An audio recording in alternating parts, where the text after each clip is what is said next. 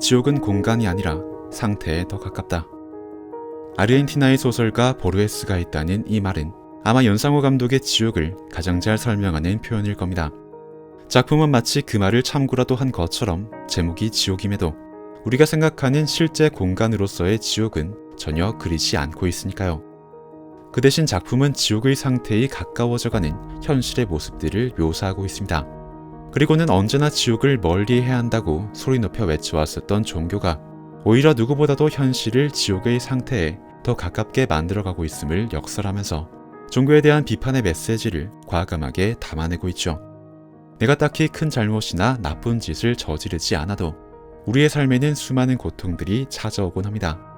도대체 왜 이런 일이 나에게 벌어졌는지를 아무리 고민해봐도 거기에는 그 어떤 의도도 아무런 의미도 없는 것처럼 느껴질 때가 훨씬 더 많은 게 우리의 현실이죠. 하지만 대부분의 사람들은 현실 세계의 그러한 무의미와 의도 없음을 견뎌내지 못합니다.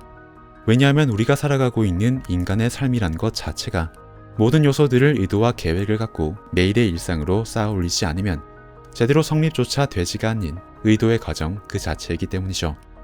그런데 그렇게 평생을 노력해서 쌓아온 인생이 갑자기 아무 의미도 없는 사고로 인해서 단번에 무너져 버릴 수도 있다는 두려움이 퍼진다면 그런 모래성 같은 인생을 성실하게 쌓아나갈 용기를 낼 사람은 그리 많지 않게 될 겁니다. 그래서 종교는 현실에서 발생하는 그 고통들을 설명하는 역할을 맡습니다. 당신이 삶에서 고통을 받는 것에는 아무 이유도 없는 게 아니라 언제나 번뇌 같은 악을 품고 있기 때문이라고 각 종교의 방식대로 설명하면서 무의미하고 무질서하게만 보였던 혼란스러운 삶에 질서와 의미를 부여해 주는 것이죠. 그리고 인간은 그런 설명을 받아들였을 때 그 고통을 감수하고도 계속 살아갈 힘을 낼 수 있게 됩니다. 왜냐하면 그런 설명을 들은 이후부터는 그 고통들이 더 이상 정체를 알 수 없는 미지의 공포가 아니라 나름의 이유와 규칙을 갖고 찾아오는 인생의 실현증으로 바뀌어 버리기 때문이죠. 그렇게 지옥이 모티브로 삼고 있는 종교는 사실상 아무런 의미도 없는 그 자연적 사건들의 의미를 부여하며 모든 것은 신의 완벽한 의도 아래에서만 벌어지는 은총의 결과라고 믿도록 만든 곳입니다. 나는 잘못을 저지르지 않았는데도 왜 벌을 받는가라는 그 질문마저도 이야기 안에서 보셨던 것처럼 종교는 신정론으로 얼마든지 합리화를 할 수 있는 곳이니까요. 지옥의 1에서 3화까지가 다루고 있는 것은 바로 이러한 종교의 성립 원리입니다.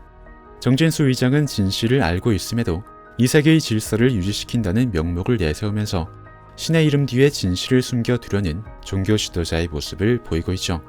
그리고 지옥은 나머지 4에서 6화를 통해 정말로 하고 싶었던 이야기를 하고 있습니다. 그렇게 만들어진 종교가 어떻게 현실을 지옥의 상태로 몰아갈 수 있는지를 보여주면서 말이죠. 종교가 처음에 그 어떤 선의를 내세우며 만들어졌든지 간에 현실의 종교는 결국 수많은 사람이 모이는 집단의 형식으로 존재할 수밖에 없고 그렇게 만들어진 집단에는 필연적으로 현실의 권력도 모일 수밖에 없으니 종교는 언제든 현실적인 권력을 행사할 수 있는 속세의 정치 세력으로 변질될 가능성을 품게 됩니다. 그래서 지옥이 말하는 지옥의 상태란 너무 많은 사람들이 그 종교의 권력에 무릎을 꿇고 자유의지를 반납한 채 우리들 인간은 현실 세계에 가득 차 있는 무의미를 있는 그대로 견디며 살아가야 한다는 그 진실을 외면하면서 모든 현상 해석의 권력을 한 집단에게만 양도할 때 만들어지는 것일 겁니다. 그것이 종교이든 정치적인 집단이든 마찬가지로 말이죠. 사람의 자율성이 만든 법 체계가 정말 정의롭다고 생각하세요?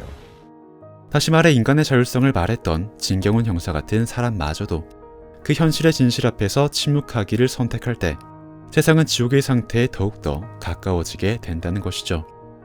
물론 지옥의 만듦새에 대해서는 여러 디테일한 부분들에서 아쉬운 점이 있지만 이런 무거운 주제를 참신한 컨셉의 장르극으로 풀어냈다는 점에서는 분명 높게 평가받아야 할 부분이 있다고 생각합니다.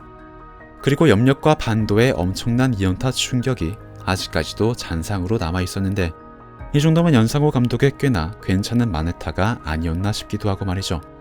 어쨌든 더 많은 장르물들이 빛을 보는 지금의 분위기가 계속 이어졌으면 좋겠습니다.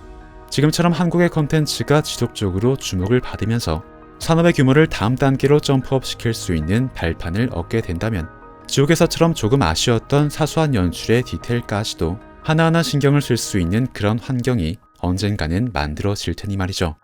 그럼 저는 다음 영상에서 다시 찾아뵙겠습니다. 시청해주셔서 항상 감사드립니다. 너희는 더 정의로워야 한다.